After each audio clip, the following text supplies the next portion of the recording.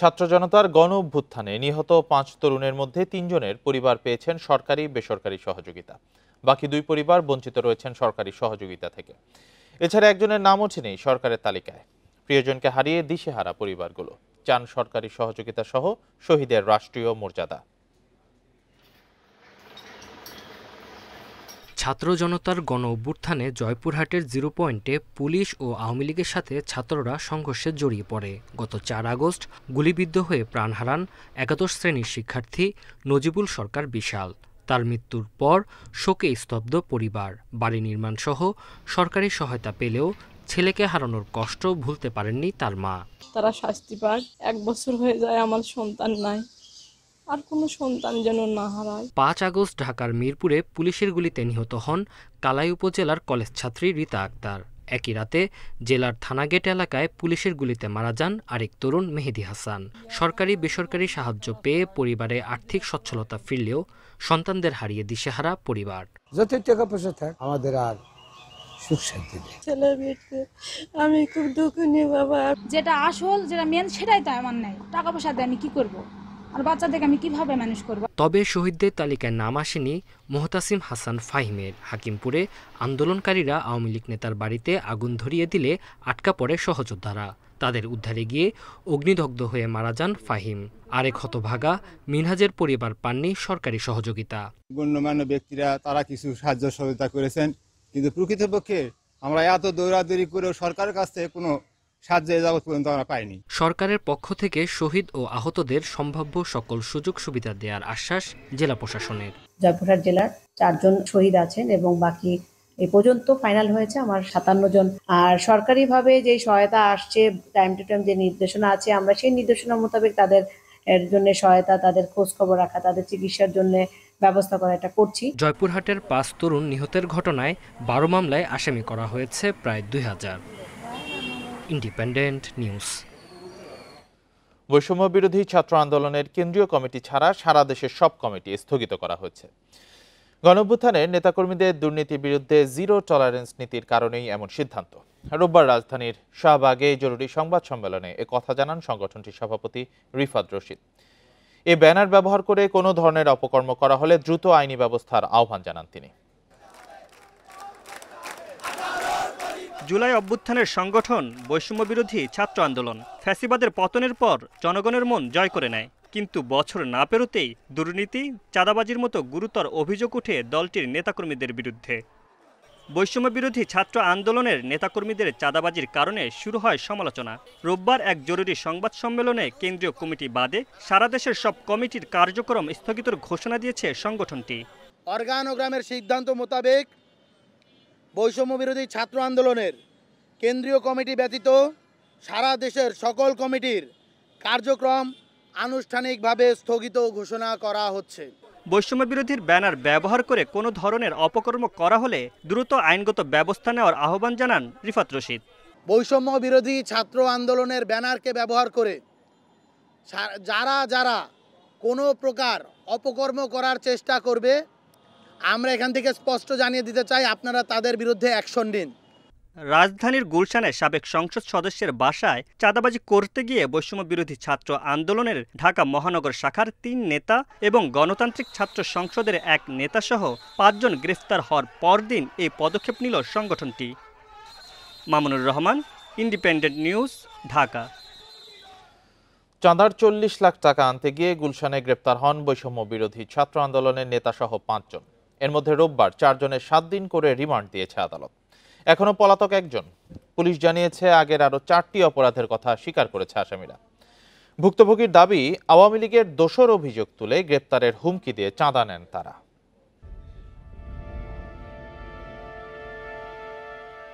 শনিবার সন্ধ্যা গুলশান 2 নম্বরে আওয়ামী লীগের সাবেক এমপি শাম্মী আক্তারের বাসা থেকে গ্রেফতার হন 5 জন।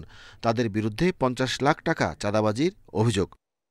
মামলা করেছেন শাম্মী আক্তারের অস্ট্রেলিয়া প্রবাসী স্বামী সিদ্দিক আবু জাফর। তিনি জানান 17 জুলাই 10 লাখ টাকা নিয়ে গেছে। 26 জুলাই আরও 40 লাখ টাকা নিতে গেলে পুলিশে খবর দেন তারা। করেন, 2 দিন ওয়েট করেন, তবেই আপনাদের সামনে চলে আসবে। লুকানোর কিছু হলে তো আমরা থানায় সব জানানো। কি বলা হচ্ছে, এটা ডিটেইলস বলতে পারবো না ভাইয়া। গ্রেফতার হয়েছেন বৈষম্য বিরোধী ছাত্র আন্দোলনের কেন্দ্রীয় নেতা সাকাদান শিয়াম, ইব্রাহিম হোসেন মুন্না ও সাদমান সাদাব। এছাড়া বাংলাদেশ গণতান্ত্রিক ছাত্র সংঘের আব্দুর রাজ্জাক বিন সুলাইমান এবং 16 বছরের আমিনুল। পলাতক রয়েছেন কাজী গৌরব অপু।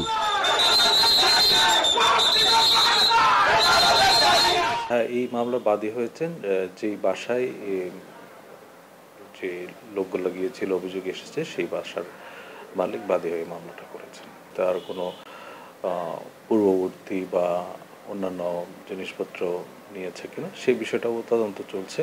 এরই মধ্যে অভিযুক্তদের সংগঠন থেকে বহিষ্কার করেছে বৈষম্য বিরোধী ছাত্র আন্দোলন।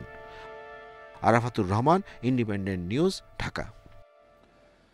রাষ্ট্র পরিচালনার মূলনীতি নিয়ে ঐকমত্যে পৌঁছাতে পারেনি রাজনৈতিক দলগুলো। কমিশন প্রস্তাবিত মূলনীতি সাম্য, মানবিক মর্যাদা, সামাজিক সুবিচার এবং ধর্মীয় স্বাধীনতা ও সম্প্রীতির সাথে সংবিধানের ৫ম সংশোধনীও যুক্ত করতে চায় বিএনপি। আর বাম দলগুলো চায় ৭২-এর সংবিধানের ৪ মূলনীতি বহাল। তবে পুলিশ কমিশন গঠন ও প্রধানমন্ত্রীর পদে এক ব্যক্তির মেয়াদ নিয়ে একমত সব দল। রাজনৈতিক দলগুলোর সঙ্গে ঐক্যমত্য কমিশনের দ্বিতীয় দফায় ১৯তম দিনের বৈঠক রোববার রাজধানীর ফরেন সার্ভিস একাডেমিতে। বৈঠকের প্রথম পর্বে স্বাধীন পুলিশ কমিশন গঠন এবং প্রধানমন্ত্রী পদে এক ব্যক্তির সর্বোচ্চ ১০ বছর পর্যন্ত থাকা নিয়ে রাজনৈতিক দলগুলো ঐক্যমত্যে পৌঁছালেও রাষ্ট্রের মূলনীতি ও নারী আসন নিয়ে দেখা যায় ভিন্নমত। এখানে আমরা একমত, কিন্তু এই বিষয়টা কি নির্ধারিত হবে সেই বিষয়ে যথেষ্ট বিতর্ক আছে। কিছু কিছু রাজনৈতিক দলের প্রস্তাব হচ্ছে যে ৭২ সংবিধানে যেভাবে ছিল, অর্থাৎ পঞ্চদশ সংশোধনীতে যেটা পুনর্বহাল করা হয়েছে, সেই জায়গায় তারা থাকতে চান এবং তার সাথে এটা যুক্ত করতে চান। কয়েকটি দল আল্লাহর প্রতি পূর্ণ আস্থা এবং বিশ্বাসের বিরোধিতা করেছে, তবে অধিকাংশ দলই আল্লাহর প্রতি পূর্ণ আস্থা এবং বিশ্বাস মূল নীতিমালায় সংযোজন করার ব্যাপারে ঐকমত পোষণ করেছেন। এদিকে ৭২-এর সংবিধান মুজিববাদী আখ্যা দিয়ে এর মূলনীতির পরিবর্তন চাই এনসিপি। একই সঙ্গে চলতি মাসের মধ্যেই জুলাই সনদ প্রণয়ন সম্ভব বলে মনে করে দলটি। ৭২-এর সংবিধান সেটা ৭১-এর মুক্তিযুদ্ধকে প্রতিফলন করে নাই। আমাদের উপরে যে মূলনীতি চাপিয়ে দেওয়া হয়েছিল সেটা এখানকার বাংলাদেশের মানুষ এবং এখানকার প্রেক্ষাপট এই সমাজ বাস্তবতার থেকে অনেকটাই দূরে। জুলাই সনদের খসড়া সোমবারের মধ্যে সব রাজনৈতিক দলের কাছে পৌঁছানো হবে বলে জানান ঐক্যমত্য কমিশনের সহসভাপতি আলী রিয়াজ। আগস্টের প্রথম সপ্তাহের মধ্যেই তা প্রকাশ করতে চায় কমিশন। কয়েকদিনের যে ধরনের অগ্রগতি হয়েছে তা যদি অব্যাহত থাকে তাহলে আমরা অবশ্যই ৩১শে জুলাইয়ের মধ্যে এই আলোচনা সমাপ্ত করে একটা পরিপূর্ণ সনদ তৈরি করে আগস্টের প্রথম সপ্তাহে তা স্বাক্ষর করার ব্যবস্থা করতে পারব। বৈঠক চলবে সোমবারও। আলোচনা হবে রাষ্ট্রপতির ক্ষমতা ও সংসদের নারী আসন নিয়ে। আনোয়ার সাদাত নূর, ইন্ডিপেন্ডেন্ট নিউজ, ঢাকা। বিএনপি রাষ্ট্র কাঠামো পরিবর্তনের প্রয়োজনীয়তা সম্পর্কে সচেতনভাবে অগ্রসর হচ্ছে বলে জানিয়েছেন দলটির মহাসচিব মির্জা ফখরুল ইসলাম আলমগীর। রোববার দুপুরে রাজধানীর মহাখালীর ব্র্যাক সেন্টারে পদ্মা ব্যারাজ ও দ্বিতীয় পদ্মা সেতু বাস্তবায়নের প্রয়োজনীয়তা শীর্ষক সেমিনারে এ মন্তব্য করেন তিনি বলেন, বিএনপি জনগণের চাহিদা ও প্রত্যাশা সম্পর্কে সম্পূর্ণ সচেতন এবং রাষ্ট্র কাঠামো পরিবর্তনের প্রয়োজনীয়তা উপলব্ধি করেই এগিয়ে যাচ্ছে। রাষ্ট্রীয় সংস্কারের প্রয়োজনীয়তা অনেক আগেই উপলব্ধি করেছে বিএনপি। একথা জানিয়ে মির্জা ফখরুল বলেন, এ কারণেই দলের ভারপ্রাপ্ত চেয়ারম্যান তারেক রহমান ৩১ দফা রূপরেখা ঘোষণা করেছেন। পদ্মা ব্যারাজ ও দ্বিতীয় পদ্মা সেতু নির্মাণের গুরুত্ব তুলে ধরে তিনি বলেন, এ ধরনের বড় প্রকল্প বাস্তবায়নের জন্য রাজনৈতিক অঙ্গীকার অপরিহার্য। পাশাপাশি এসব ক্ষেত্রে জনসম্পৃক্ততা দাবি থাকতে হবে। আমরা প্রথম ভিশন 2030 দিয়েছি, যেখানে আমাদের সমস্ত পরিবর্তনের কথা, সংস্কারের কথা আমরা বিএনপির পক্ষ থেকে বলেছি, বেগম জিয়া বলেছেন। আমরা 22 সালে আমাদের নেতা তারেক রহমান সাহেব 31 দফা দিয়েছেন, যে 31 দফাই আজকে কিন্তু সমস্ত সংস্কারগুলো যে কমিটিগুলো হয়েছে সেই বিষয়গুলো নিয়ে আলোচনা চলছে। সুতরাং আমরা রাজনৈতিক দল হিসাবে আমরা অত্যন্ত সচেতন যে জনগণের যেটা প্রয়োজন এবং কালের যুগের সঙ্গে সঙ্গে যে পরিবর্তনগুলো আনা দরকার, রাষ্ট্র কাঠামোর যে পরিবর্তন আনা দরকার, সে ব্যাপারে আমরা অত্যন্ত সচেতন। সংস্কার, গণহত্যার বিচার ও নতুন সংবিধান প্রণয়ন করে রাষ্ট্র গড়ে তোলার দাবি জানিয়েছেন এনসিপির আহ্বায়ক নাহিদ ইসলাম। রোববার দুপুরে নেত্রকোনার মুক্তারপাড়া কালেক্টর মাঠে পথসভায় তিনি এ দাবি জানান। এ সময় এনসিপি নেতারা বলেন, এমন সংবিধান তৈরি করতে হবে যেখানে ধর্ম, বর্ণ নির্বিশেষে সবার অধিকার প্রতিষ্ঠা হবে। দেশ গড়তে জুলাই পদযাত্রার ২৭তম দিনে রোববার দুপুরে নেত্রকোনার পুরাতন মুক্তারপাড়ার কালেক্টর মাঠে পথসভায় যোগ দেন এনসিপির নেতাকর্মীরা। দলটির আহ্বায়ক নাহিদ ইসলাম বলেন, যে আশা নিয়ে ছাত্র জনতার গণ অভ্যুত্থানের মাধ্যমে স্বৈরাচারকে সরানো হয়েছে তা বাস্তবায়ন হয়নি। ন্যায়ভিত্তিক ও জনকল্যাণমুখী রাষ্ট্র গড়তে হবে, যেখানে সবাই শিক্ষা, স্বাস্থ্যসহ সব ক্ষেত্রে সমান সুযোগ পাবে। সংস্কারের দাবিতে আমরা নেমেছি এবং একটা নতুন সংবিধানের দাবিতে আমরা নেমেছি। এই নতুন সংবিধানের জন্য আমাদের একটি গণপরিষদ নির্বাচন লাগবে, যেই গণপরিষদ নির্বাচনের মাধ্যমে বাংলাদেশের সাধারণ মানুষ, বাংলাদেশের অভ্যুত্থানকারী জনতা বাংলাদেশের আগামী নতুন সংবিধান নির্ধারণ করবে। পথসভায় এনসিপি নেতারা বলেন, যারা দেশের মানুষকে গুম ও হত্যা করেছে তাদের বিচারের আওতায় আনতে হবে। তারা শাপলার মেসাকার ঘটিয়েছিল, তারা বিএনপির অসংখ্য নেতাকর্মীর হত্যাকাণ্ড তারা ঘটিয়েছিল, জামাতের অসংখ্য নেতাকর্মীকে তারা গুম করেছিল। এই সকল হত্যাকাণ্ডের আমরা বিচার চাই। পরে শেরপুরে পৌঁছান এনসিপির নেতাকর্মীরা। শহরের ইনানি বাজারে শহীদ মাহবুব চত্বরে শ্রদ্ধা জানানো শেষে শহীদ থানা মোড়ে পথসভা হয়।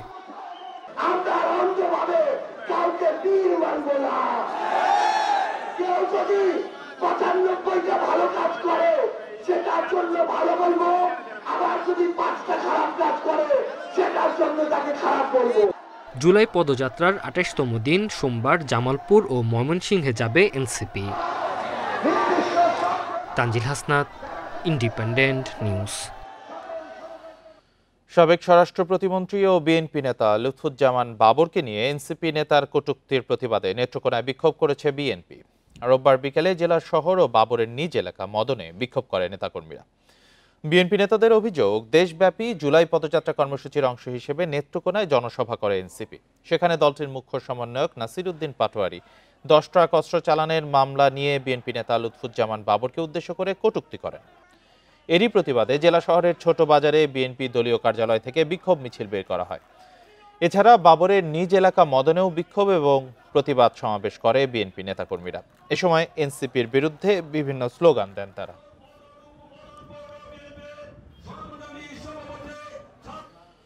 শেখ রেহানার ছেলে ববির বিরুদ্ধে মামলা করেছে দুদক। তার বিরুদ্ধে 15 কোটি টাকার অবৈধ সম্পদ ও লেনদেনের অভিযোগ রয়েছে। এছাড়া সাবেক বিমান বাহিনী প্রধান শেখ আব্দুল হান্নান ও তার স্ত্রীর বিরুদ্ধে মামলা করেছে সংস্থাটি। 5 কোটি টাকার অবৈধ সম্পদ ও 29 কোটি টাকার সন্দেহজনক লেনদেনের অভিযোগ আনা হয়েছে। রোববার দুপুরে সংবাদ সম্মেলনে এসব তথ্য দেন দুদক মহাপরিচালক আক্তার হোসেন। সাবেক প্রধানমন্ত্রী শেখ হাসিনার বোন শেখ রেহানার ছেলে রাদওয়ান মুজিব সিদ্দিকের বিরুদ্ধে মামলা করেছে দুদক। তার বিরুদ্ধে 3 কোটি টাকার অবৈধ সম্পদ ও 12 কোটি টাকার সন্দেহজনক লেনদেনের অভিযোগ। কাতার, দুবাই ও কানাডায় নামে বেনামে বাড়ি ও ব্যবসা প্রতিষ্ঠান রয়েছে সাবেক বিমান বাহিনী প্রধান শেখ আব্দুল হান্নান ও তার স্ত্রীর। আর দেশের ভেতরে এই দম্পতির 5 কোটি টাকার জ্ঞাত আয় বহির্ভূত সম্পদের খোঁজ পেয়েছে দুদক। জ্ঞাত আয়ের উৎসের সাথে অসঙ্গতিপূর্ণ 3,28,00,000 টাকারও বেশি মূল্যের সম্পদ অর্জন পূর্বক নিজ দখলে রাখায় এবং তার নিজ নামে 6টি ব্যাংক হিসাবে 27,63,00,000 টাকারও বেশি সন্দেহজনক লেনদেন করে উক্ত অর্থ হস্তান্তর, স্থানান্তর, রূপান্তর করার অপরাধ অনুসন্ধানকালে প্রমাণিত হয়েছে। এদিকে বিশিষ্ট অর্থনীতিবিদ, জনতা ব্যাংকের সাবেক চেয়ারম্যান আবুল বারাকাতকে 2 দিনের রিমান্ডে জিজ্ঞাসাবাদ শুরু করেছে দুদক। কারাগারে যারা আটক থাকেন তাদেরকে জিজ্ঞাসাবাদের জন্য বিজ্ঞ আদালতের মাধ্যমে জিজ্ঞাসাবাদের প্রক্রিয়াটা সম্পন্ন করতে হয়। সুতরাং রিমান্ডে আনলে আদালতের অনুমোদন ক্রমে আনা হচ্ছে। চলতি বছর ফেব্রুয়ারিতে ঋণের নামে জনতা ব্যাংক থেকে অ্যানানটেক্সের 297 কোটি টাকার বেশি আত্মসাতের অভিযোগে আবুল বারাকাত, সাবেক গভর্নর আতিউর রহমান সহ সংশ্লিষ্ট 23 জনকে আসামি করে মামলা করে দুদক। রিশাদ হুদা, ইন্ডিপেন্ডেন্ট নিউজ, ঢাকা। উত্তরায় বিমান বিধ্বস্তের ঘটনায় সাহিল ফারাবি আয়ান নামের আরও এক শিক্ষার্থীর মৃত্যু হয়েছে। রাত 1:45টার দিকে জাতীয় বার্ন ইনস্টিটিউটের আইসিইউতে তিনি মারা যান। এ নিয়ে প্রাণহানি বেড়ে দাঁড়ালো 35 জনে। নিহত সাহিল ফারাবি আয়ান মাইলস্টোন স্কুলের 7ম শ্রেণীর শিক্ষার্থী ছিলেন। তার শরীরের 40% পুড়ে গিয়েছিল বলে জানিয়েছেন চিকিৎসক।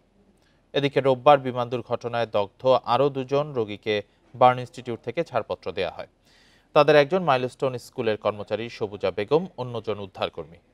হাসপাতাল কর্তৃপক্ষ জানান, নিজস্ব ব্যবস্থাপনায় দগ্ধদের চিকিৎসা এবং প্রয়োজনীয় পরীক্ষা করানো হচ্ছে। সেক্ষেত্রে রোগী বা তাদের স্বজনদের হয়রানির শিকার হওয়ার কোনো কারণ নেই। আপাতত দগ্ধ কোনো রোগীকে বিদেশ পাঠানোর পরিকল্পনা নেই বলে জানান তারা।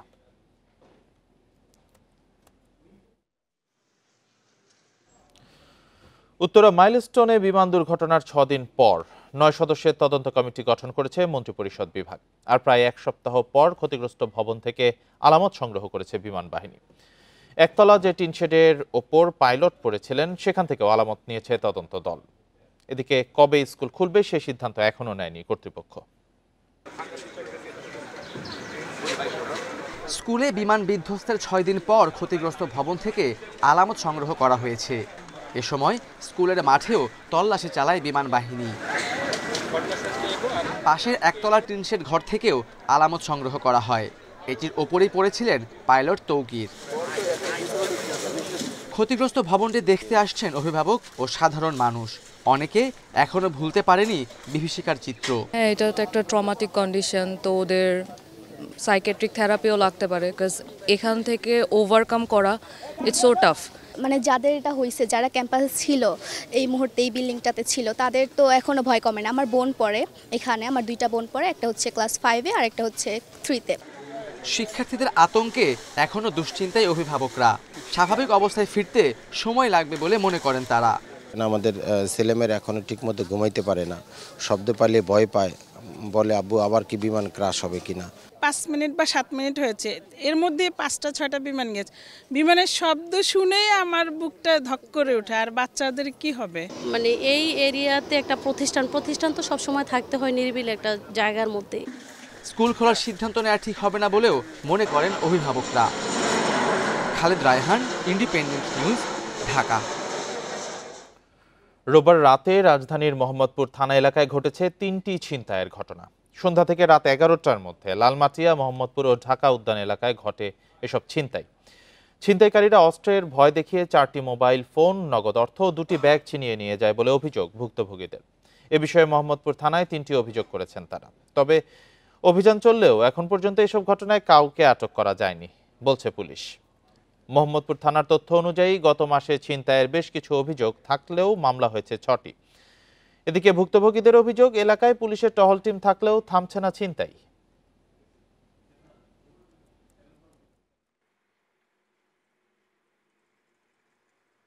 সিভিয়ার একটা সিচুয়েশন যে মানে একটা সিকিউর এরিয়াতেও দেখা যাচ্ছে আমরা সেফ না। তো যেখানে অ্যাকচুয়ালি আনসিকিউর, যেটা আমরা বলি যে হটস্পট যেখানে হচ্ছে সেখানে তো আরও খারাপ অবস্থা। যেখানে সিকিউর এরিয়া সেফ না, সেখানে আনসিকিউর তো আরও খারাপ অবস্থা। আমরা ওভারঅল দেশের সিচুয়েশন আমার মনে হয় যে মানে রাস্তায় বের হওয়া অনেকটা আনসেফ হয়ে গেছে। মোট জনসংখ্যার 3.5% হেপাটাইটিস বি এবং 0.5% মানুষ হেপাটাইটিস সি ভাইরাসে আক্রান্ত। এর মধ্যে বি ভাইরাসে আক্রান্ত পরিবারের 28%ই সংক্রমিত হচ্ছে নীরব ঘাতক এ রোগে, এমন গবেষণা বারডেম হাসপাতালের। মা থেকে নবজাতকে সংক্রমণ রোধ ও নিরাপদ রক্ত সঞ্চালন নিশ্চিত করলে হেপাটাইটিস প্রতিরোধ সম্ভব বলছেন চিকিৎসকরা। সাভারের হেমায়েতপুরের বাসিন্দা আব্দুর রব গার্মেন্টসে চাকরি করতেন। কিডনি জটিলতায় 9 বছর ধরে সপ্তাহে 2 দিন ডায়ালাইসিস নিতে গিয়ে এখন তিনি বেকার। এর মধ্যে 3 বছর ধরে হেপাটাইটিস ভাইরাসে আক্রান্ত তিনি। তবে তার পরিবারের সদস্যদের এ নিয়ে ধারণা নেই। নিজে সুই দিতে পারি নাই, ছেলেরও দিতে পারি নাই, কে মনে করেন হের চিকিৎসা আমি চালাইতে পারতাছি না। জাতীয় কিডনি হাসপাতালে নিয়মিত সেবা গ্রহণকারীদের উল্লেখযোগ্য সংখ্যক হেপাটাইটিস বি ও সি ভাইরাসে আক্রান্ত। এ রোগ সম্পর্কে সচেতন থাকার অনুরোধ চিকিৎসকের। যেহেতু ডায়ালিসিস পেশেন্ট, সেহেতু তাদেরকে চেনা জানা লোকের ব্লাড দিতে হবে এবং ব্লাডের জন্য আলাদা সাপ্লিমেন্ট দিতে হবে। অনেক সময় ব্লাডে ইঞ্জেকশন পাওয়া যায় অথবা ক্যাপসুল পাওয়া যায়, ওই জিনিসগুলো নিতে হবে ব্লাড কম দিয়ে। হেপাটাইটিস বি আক্রান্ত ১০০ রোগীর পরিবারের সদস্যদের নিয়ে গবেষণা করে বারডেম হাসপাতাল। সেখানে ২৮ ভাগের বেশি বি ভাইরাস শনাক্ত হয়। পরিবারের মধ্যে এইচবিসিজি পজিটিভ নীরবে রয়ে গেছে, কোনো সিমটম নাই।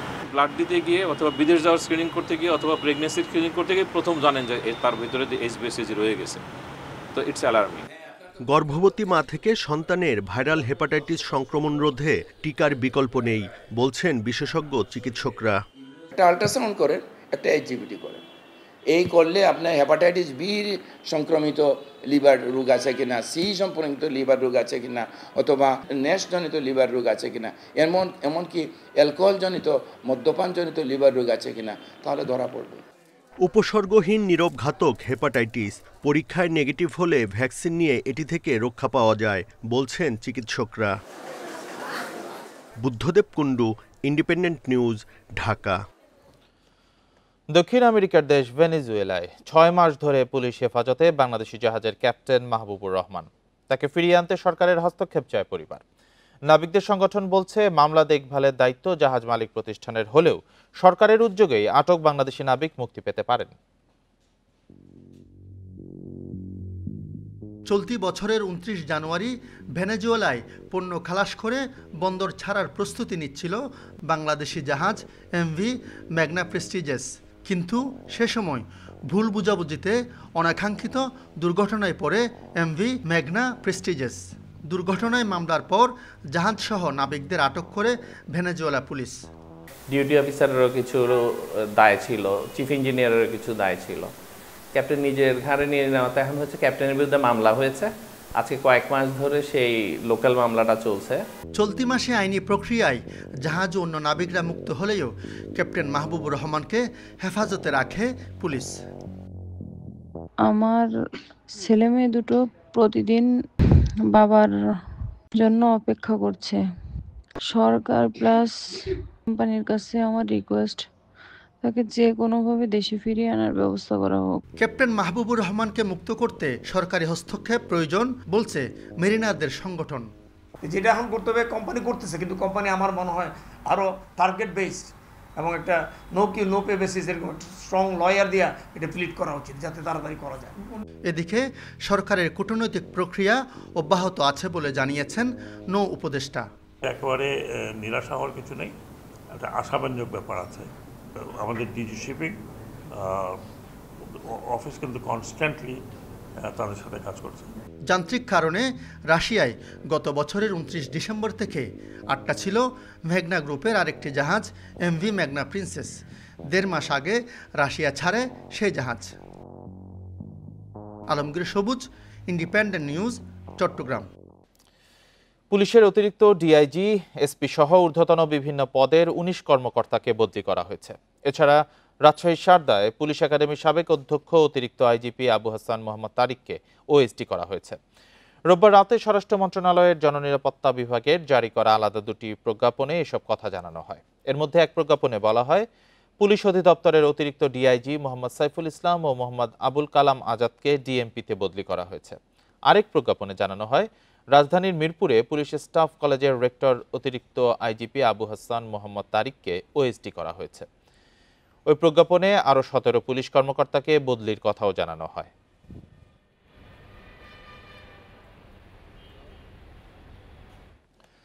গাজীপুরের টঙ্গীতে ম্যানহলে পড়ে এক নারী নিখোঁজ হয়েছেন। রোববার রাত ৯:১৯টার দিকে ঢাকা ময়মনসিংহ মহাসড়কের টঙ্গীর হোসেন মার্কেট এলাকায় এই ঘটনা ঘটে। টঙ্গী ফায়ার সার্ভিসের সিনিয়র স্টেশন কর্মকর্তা শাহিন আলম জানান, মহাসড়কের পাশে ঢাকনাবিহীন একটি ম্যানহোলে পড়ে যান ওই নারী। এ সময় স্থানীয়রা তাকে উদ্ধারের চেষ্টা চান। পরে ফায়ার সার্ভিসে খবর দেওয়া হয়। ম্যানহলটির গভীরতা প্রায় ১০ ফুট। দিনভর বৃষ্টি হওয়ায় ম্যানহলটি পানিতে ভর্তি ছিল। ফায়ার সার্ভিসের একটি ইউনিট ওই নারীকে উদ্ধারে অভিযান শুরু করে, তবে তার সন্ধান পাওয়া যায়। সকালে আবারও অভিযান চালাবে ফায়ার সার্ভিস কর্তৃপক্ষ।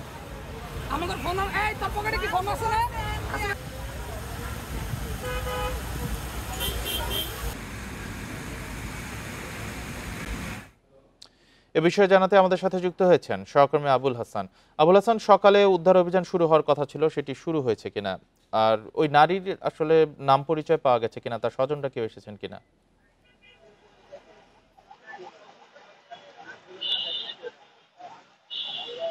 দেখুন, টঙ্গীর হোসেন মার্কেট এলাকায় ইম্পেরিয়াল হাসপাতালের ঠিক সামনেই একটি ঢাকনাবিহীন ম্যানহোলে গতকাল রাত সোয়া 9টার দিকে একজন নারী এখানে পড়ে যান এবং তিনি এরপর থেকেই নিখোঁজ রয়েছেন।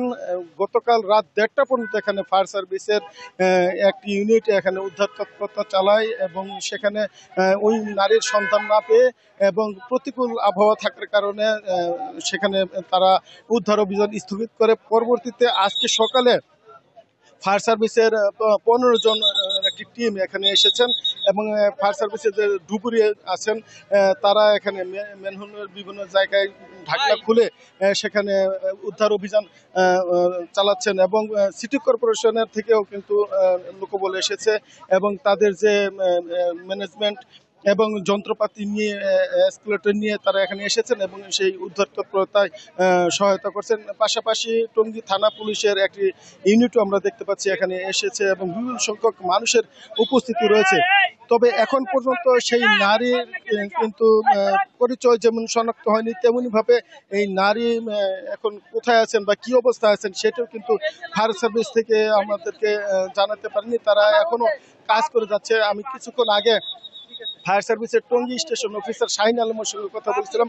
তিনি আমাদেরকে যেটি জানিয়েছেন যে গতকাল রাত 1:30টা পর্যন্ত তারা উদ্ধার অভিযান পরিচালনা করেন। পরবর্তীতে বৃষ্টি এবং বৈরী আবহাওয়ার কারণে তারা সেই অভিযান স্থগিত করেন এবং আজকে সকাল 8:30টা থেকে তারা এই অভিযান আবার পুনরায় শুরু করেছেন। তবে এখন পর্যন্ত কিন্তু যে নারীর সন্ধান তারা পাননি, তারা উদ্ধার অভিযান অব্যাহত রেখেছেন। পাশাপাশি স্থানীয়দের সঙ্গে কথা বলে যেটি জেনেছি, তারা বলছেন যে এই যে ম্যানহোলের ঢাকনাটি দীর্ঘদিন ধরেই খোলা ছিল এবং এটি কিন্তু বিএটি প্রজেক্টের যে প্রকল্প, সেই প্রকল্পের একটি ড্রেনেজ সিস্টেম এবং এটি সিটি কর্পোরেশনের পাশাপাশি বিএটি কর্তৃপক্ষ কিন্তু দেখভাল করে থাকে। এই কারণে দীর্ঘদিন ধরে এই ম্যানহোলটি ঢাকনাবিহীন ছিল, ফলে এখানে যে নারীটি হঠাৎ করে পড়ে গেছেন অসাবধানতাবশত, এই জন্য সিটি কর্পোরেশন এবং বিএটি কর্তৃপক্ষকে দোষারোপ করছেন স্থানীয় মানুষ। এবং পাশাপাশি যে হাসপাতাল রয়েছে ইম্পেরিয়াল হাসপাতাল, সেই ইম্পেরিয়াল হাসপাতালের অথরিটিও এখানে গাফিলতি রয়েছে বলে স্থানীয়রা অভিযোগ করছেন। তারা বলছেন যে এত বড় একটা হাসপাতালের সামনে ম্যানহোলের ঢাকনা দীর্ঘদিন খোলা থাকলেও কোনো কর্তৃপক্ষই এই ব্যাপারে কোনো ব্যবস্থা নেয়নি, ফলে এই ধরনের একটি দুর্ঘটনা পদক্ষেপ আশা করছি এই বিষয়ে। গাজীপুর থেকে জানাচ্ছিলেন সহকর্মী আবুল হাসান। খাগড়াছড়ির পানছড়িতে ইউপিডিএফ কর্মী খুকু চাকমাকে গুলি করে হত্যা করেছে দুর্বৃত্তরা। এই ঘটনায় জেএসএস এর বিরুদ্ধে অভিযোগ তুলেছে সংগঠনটি। রোববার রাতে প্রেস বিজ্ঞপ্তিতে তথ্য জানান গণতান্ত্রিক যুব ফোরামের কেন্দ্রীয় দপ্তর সম্পাদক শ্যামল চাকমা। এতে বলা হয়, রোববার বিকেলে খুকু চাকমা পানছড়ির 2 নম্বর চেঙ্গি ইউনিয়নে বন্ধুর সাথে দেখা করতে যান। এ সময় পিকলু চাকমার নেতৃত্বে জেএসএস সন্তু গ্রুপের 20 জনের সশস্ত্র দল খুকুর উপর হামলা করে। হামলায় পায়ে গুলিবিদ্ধ হয়ে গুরুতর আহত হন খুকু চাকমা। পরে দুর্বৃত্তরা তাকে গুলি করে হত্যা করে পালিয়ে যায় বলে অভিযোগ ইউপিডিএফ এর।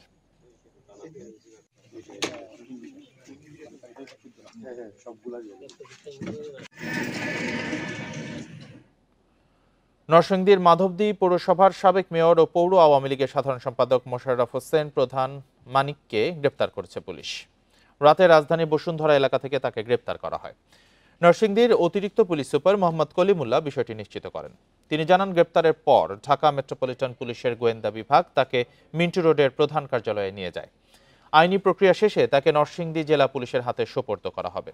সাবেক মেয়র মোশাররফ হোসেন প্রধান মানিকের বিরুদ্ধে বৈষম্য বিরোধী ছাত্র আন্দোলনে 2টি হত্যা ও আওয়ামী লীগের আমলে একটি হত্যা চেষ্টা সহ 3টি মামলা রয়েছে। সরকার পতনের পর থেকে পলাতক ছিলেন মানিক।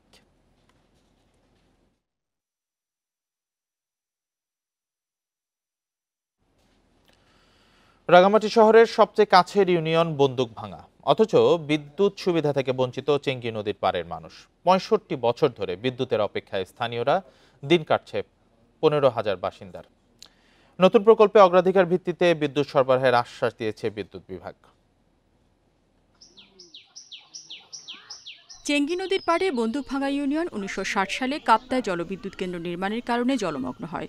শহর থেকে বিচ্ছিন্ন হয়ে পড়ে ইউনিয়নটি। এরপর 65 বছর পার হয়ে গেলেও শহরের সবচেয়ে কাছের ইউনিয়ন হওয়া সত্ত্বেও বিদ্যুৎ পৌঁছায়নি এখানে। স্থানীয়রা বলছেন, কৃষিতে ব্যাপক সম্ভাবনা থাকলেও বিদ্যুৎ না থাকায় গড়ে ওঠেনি সেচ ব্যবস্থা। এছাড়া ইউনিয়নের 15 প্রাথমিক বিদ্যালয় ও 5টি মাধ্যমিক বিদ্যালয়ে প্রয়োজনীয় সরঞ্জাম থাকলেও মাল্টিমিডিয়া ক্লাস নেওয়া সম্ভব হচ্ছে না। আজও পর্যন্ত আমরা বিদ্যুতের মুখ দেখতে পাইনি। এই কারণে বিদ্যুৎ আমরা পাইনি সেটা আমরা বুঝি না। ইন্টারনেটের ব্যবস্থা ঠিকমতো না হওয়ার কারণে আমরা অনেক তথ্য প্রযুক্তিতে পিছিয়ে যাচ্ছি, তারপরে কৃষি প্রযুক্তিতেও পিছিয়ে পড়তেছি। আমরা তো যদি বিদ্যুৎ পেতাম আমাদের লেখাপড়া শিক্ষার ব্যবস্থা হয়ে অনেক আমরা সুযোগ সুবিধা পেতাম। অনেকে সোলার প্যানেল ও জেনারেটরে বিদ্যুতের ব্যবস্থা করতে পারলেও অন্যদের অবস্থা শোচনীয়। জনপ্রতিনিধিরা বলছেন, বিগত সরকার 3টি পার্বত্য জেলায় কোটি টাকার বিদ্যুৎ সম্প্রসারণ প্রকল্প বাস্তবায়ন করলেও কোনো সুবিধা পাননি এই ইউনিয়নের মানুষ। ওখানে জরিপ করা হয়েছে, এই যে বিদ্যুৎ আসতেছে এই প্রজেক্টে আমি আপনাদের প্রথম প্রায়োরিটি দেব, আবার সেটা চলে যাওয়ার পরে আবার একটা প্রজেক্ট আসলে দিয়ে দেবে, শুধু আশায় আজ পর্যন্ত কোনো কিছু হয় না। নতুন প্রকল্পে অগ্রাধিকার ভিত্তিতে বিদ্যুৎ সরবরাহের আশ্বাস বিদ্যুৎ বিভাগের কর্মকর্তাদের। আগামী 1 বছরের মধ্যে প্রকল্পটি চালু হবে। প্রকল্পটি অলরেডি ডিপিপি অনুমোদনের প্রক্রিয়া রয়েছে। আশা করি উক্ত গ্রামের সমস্যার সমাধান হয়ে যাবে। উপজেলা সদর থেকে এই ইউনিয়নের দূরত্ব প্রায় 20 কিলোমিটার। 83 বর্গ কিলোমিটার আয়তনের এই ইউনিয়নে 2000 পরিবারের বসবাস। Independent news. যুক্তরাষ্ট্রের সঙ্গে বাণিজ্য ঘাটতি কমাতে দেশটি থেকে 25টি বোয়িং উড়োজাহাজ কিনবে বাংলাদেশ। রোববার সচিবালয়ে সাংবাদিকদের এই সিদ্ধান্তের কথা জানান বাণিজ্য সচিব মাহবুবুর রহমান। সচিব আরও জানান, পাল্টা শুল্ক ইস্যুতে মার্কিন প্রধান বাণিজ্য আলোচনাকারী সংস্থা ইউএসটিআর এর সাথে আলোচনা করতে সোমবার যুক্তরাষ্ট্রে যাচ্ছেন প্রতিনিধি দল। বৈদেশিক বাণিজ্যে সমতা আনতে গত এপ্রিলে বিভিন্ন দেশের ওপর নতুন করে পাল্টা শুল্ক আরোপের সিদ্ধান্তের কথা জানান মার্কিন প্রেসিডেন্ট ডোনাল্ড ট্রাম্প। সে সময় বাংলাদেশি পণ্যের ওপর প্রথমে 37% ও পরে তা কিছুটা কমিয়ে 35% শুল্ক আরোপের ঘোষণা দেয় মার্কিন প্রশাসন, যা কার্যকর হতে যাচ্ছে আগামী আগস্ট থেকে। বাংলাদেশ প্রতি বছর যুক্তরাষ্ট্রে $8 বিলিয়ন বেশি মূল্যের পণ্য রপ্তানি করে। অন্যদিকে যুক্তরাষ্ট্র থেকে আমদানির পরিমাণ $2 বিলিয়ন কিছু বেশি। এই বাণিজ্য ঘাটতি কমাতে নানা পদক্ষেপ নিতে শুরু করেছে সরকার। বাণিজ্য সচিব সাংবাদিকদের জানান, আগে 14টি বোয়িং বিমান কেনার সিদ্ধান্ত ছিল, তবে শুল্ক ইস্যুতে তা 25টি করা হয়েছে। এই বিজনেসটাকে যুক্তরাষ্ট্র সরকার করে না, বোয়িং কোম্পানি করে। এই রেসিপ্রোকাল ট্যারিফ ইস্যুতে আমরা আবার নতুন করে তাদেরকে এই আদেশগুলো, আগে 14টা ছিল, পরে 25টা করেছি। সচিব জানান, গম কেনার চুক্তি ইতিমধ্যে হয়েছে। সয়াবিন, তুলা কেনার বিষয়ে আলোচনা প্রায় চূড়ান্ত পর্যায়ে আছে। যুক্তরাষ্ট্র থেকে পণ্য আমদানির কারণে বাজারে কোনো নেতিবাচক প্রভাব পড়বে না বলেও জানান তিনি। আমরা গম ক্রয়ের জন্য তাদের সাথে চুক্তি করেছি। আমাদের সয়াবিন যারা আমদানি করে ওইটা প্রাইভেট সেক্টরে, তারাও প্রচেষ্টা নিচ্ছে সয়াবিন যুক্তরাষ্ট্র থেকে অধিকারে আমদানি করার চিন্তা করছে এবং সেজন্য তারা বসবে। যুক্তরাষ্ট্রের বাণিজ্য প্রতিনিধি ইউএসটিআর এর সাথে তৃতীয় ও চূড়ান্ত শুল্ক আলোচনার জন্য সোমবার দেশ ছাড়ছে বাংলাদেশি প্রতিনিধি দল। 29 ও 30 জুলাই ওয়াশিংটনে আবারও বৈঠক হবে। Hasif Mahmud Shah, independent news, Dhaka. যুক্তরাষ্ট্র ও ইউরোপীয় ইউনিয়ন বাণিজ্য চুক্তিতে পৌঁছেছে বলে জানিয়েছেন মার্কিন প্রেসিডেন্ট ডোনাল্ড ট্রাম্প। চুক্তির অংশ হিসেবে যুক্তরাষ্ট্রের বাজারে ইউরোপের পণ্যের উপর 15% শুল্ক আরোপ করা হয়েছে। এছাড়া যুক্তরাষ্ট্র থেকে জ্বালানি ও সামরিক সরঞ্জাম কিনবে ইইউ। চুক্তিতে ইউরোপীয় ইউনিয়নের পক্ষ থেকে যুক্তরাষ্ট্রে $600 বিলিয়ন বিনিয়োগের প্রতিশ্রুতি দেওয়া হয়েছে বলেও জানান ট্রাম্প। ইউরোপের সাথে চুক্তিকে সবার জন্য ভালো চুক্তি বলে মন্তব্য করেন ট্রাম্প। এছাড়া যুক্তরাষ্ট্রের শুল্ক আরোপের বিষয়টি নিশ্চিত করে বাণিজ্য চুক্তিকে বিশাল চুক্তি বলে অভিহিত করেন ইউরোপিয়ান কমিশনের প্রধান উর্সুলা ভন ডের লিয়েন। রোববার স্কটল্যান্ডে বৈঠক করেন তারা। এর আগে ইউরোপের উপর 30% শুল্ক আরোপের হুমকি দিয়েছিল ওয়াশিংটন, যা 1 আগস্ট থেকে কার্যকরের কথা ছিল।